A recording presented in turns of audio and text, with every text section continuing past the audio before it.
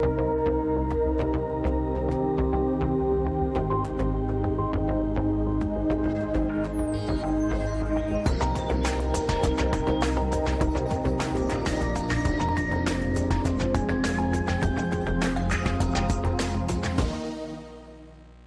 regreso en Foro Cristiano, conversando con el licenciado Winston Betanco Blandón, directivo nacional del Partido Conservador de Nicaragua, y estábamos platicando anteriormente sobre lo que ellos consideran que obtuvieron de acuerdo a los votos en las elecciones y que le restan algunos diputados, y ahí queríamos caer. Así es.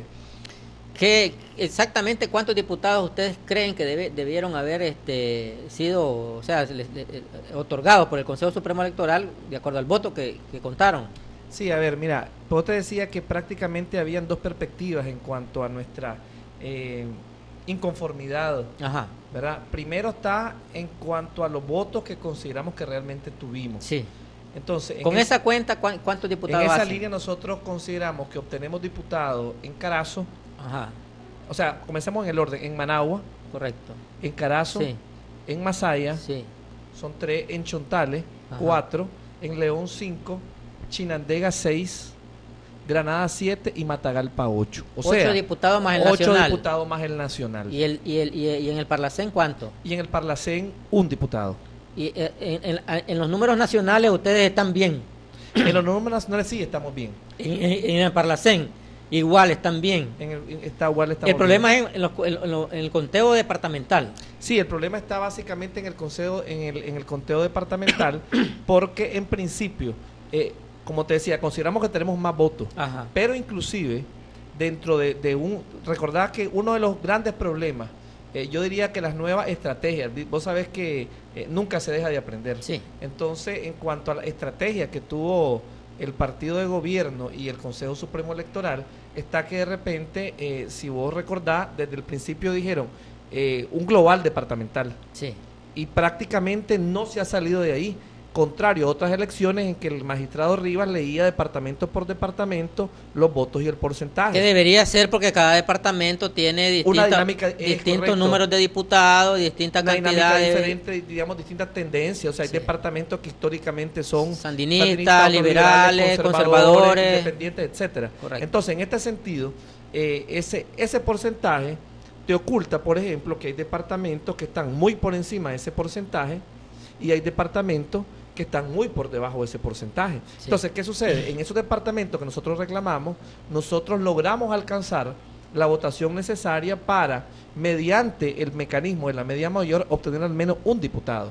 En el caso específico, por decirte algo, de Chontales, según nuestra acta, nosotros andamos en Chontales encima del 20% de la votación. Y nos reconocen, aparte, tal vez un 7-8%. ¿Ustedes tienen acta de todas las juntas receptoras de voto?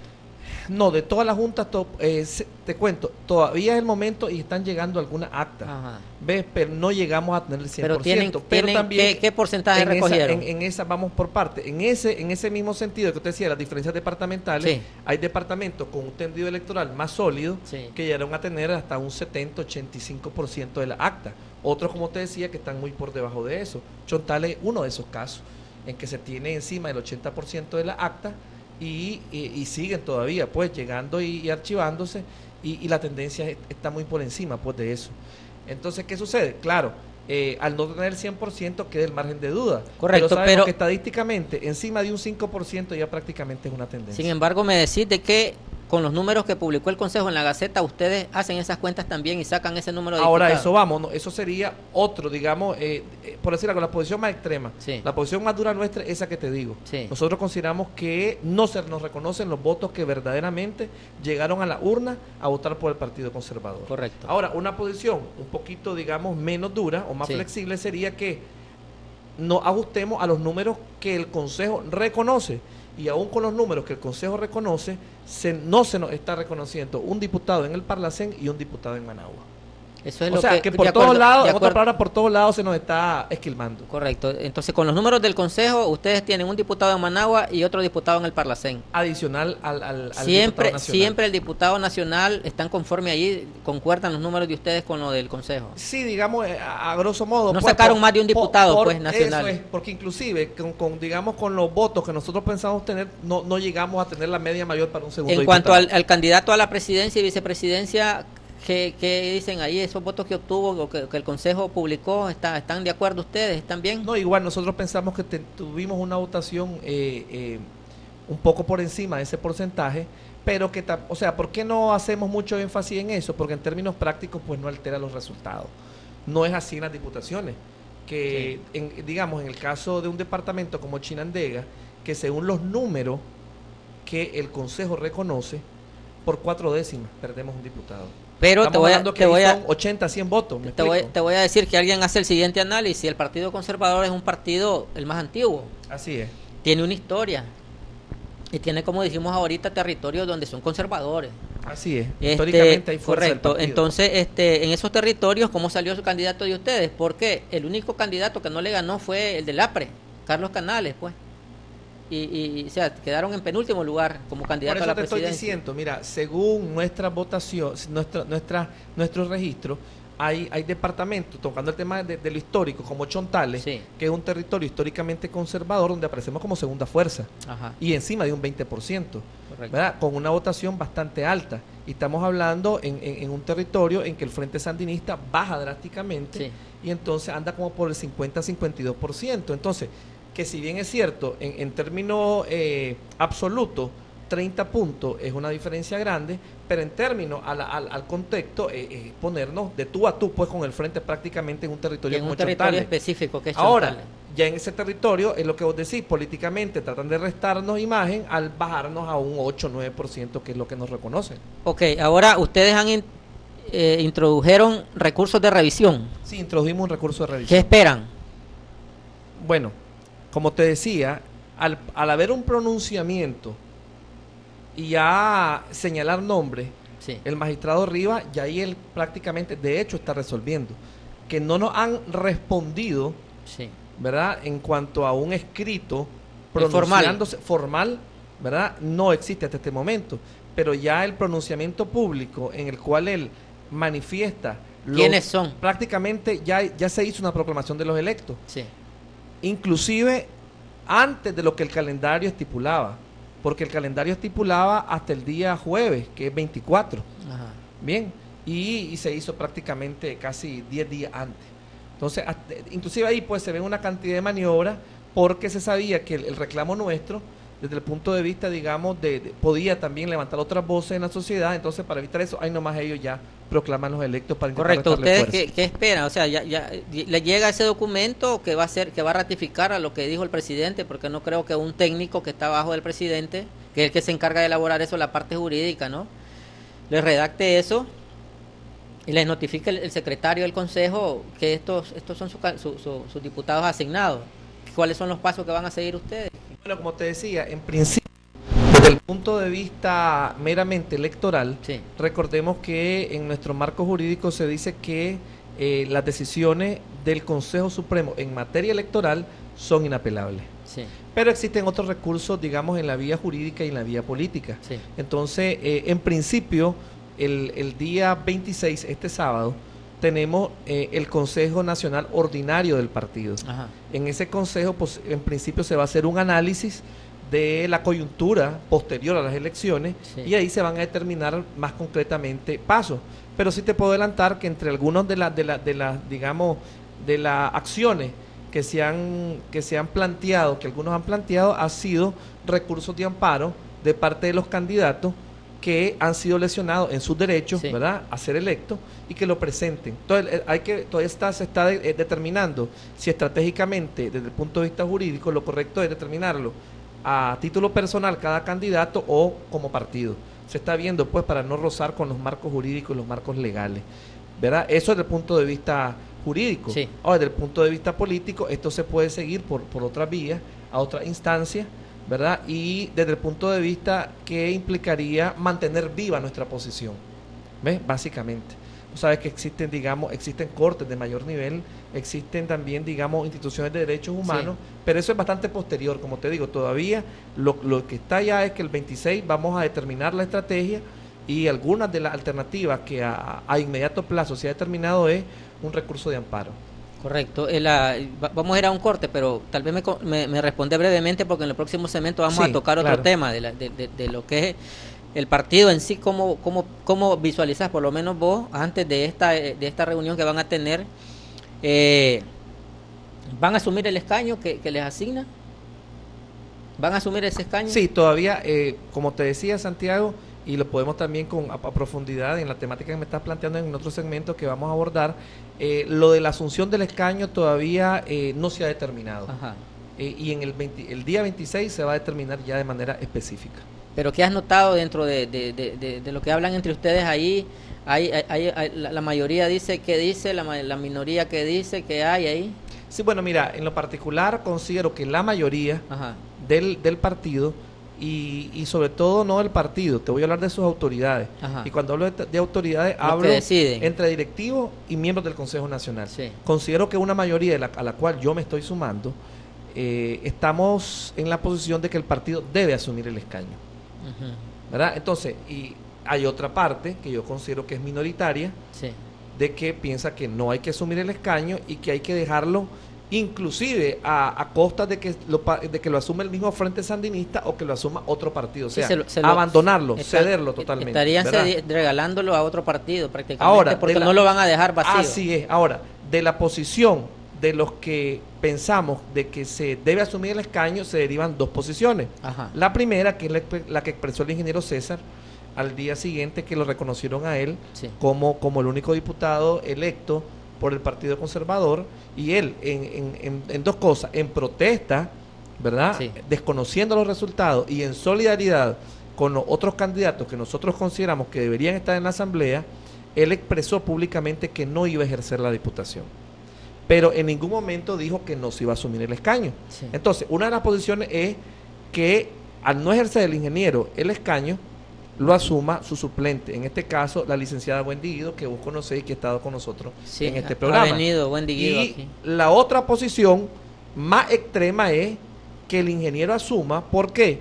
Porque reconocemos en él una capacidad de estrategia política enorme y sabemos que él, con ese talento político que tiene, puede incidir de gran manera dentro de la Asamblea Nacional. Tiene experiencia suficiente el ingeniero Así César es. para estar ahí, Así es, y liderando el Partido Conservador, ya liderando con el partido, con una diputación. incidiendo y sobre todo, aún con un diputado, digamos, logrando para el partido un liderazgo real dentro de la nueva oposición.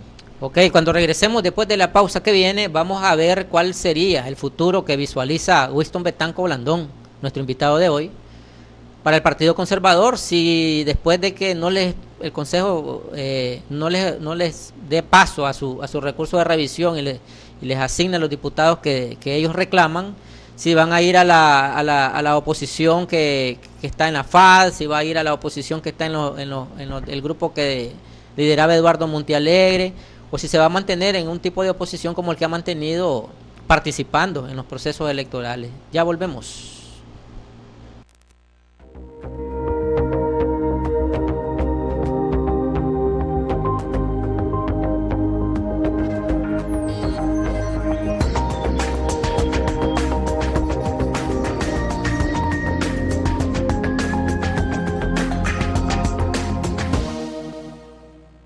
De regreso en Foro Cristiano conversando con el licenciado Winston Betanco Blandón, directivo nacional del Partido Conservador, y hemos estado analizando todo lo que ellos han venido haciendo después de las elecciones del 6 de noviembre, en donde según ellos se les está quitando algunos diputados, principalmente departamentales, están de acuerdo con el resultado al candidato a presidente y vicepresidente, están de acuerdo con el resultado al diputado nacional y al Parlacén, menos en los departamentales. Me equivoco, en el Parlacén también ustedes hacen cuenta de uno más. Así es. Ok, en los departamentales y en el Parlacén han introducido, está bien el término, Introdujimos un recurso. han introducido recursos de revisión que esperan una respuesta pero que también se están preparando y van a una reunión próximamente para ver qué decisión toman con respecto a si asumen o no asumen el escaño del ingeniero Alfredo César, que es el primero nacional, o lo asume su suplente o no lo asume nadie.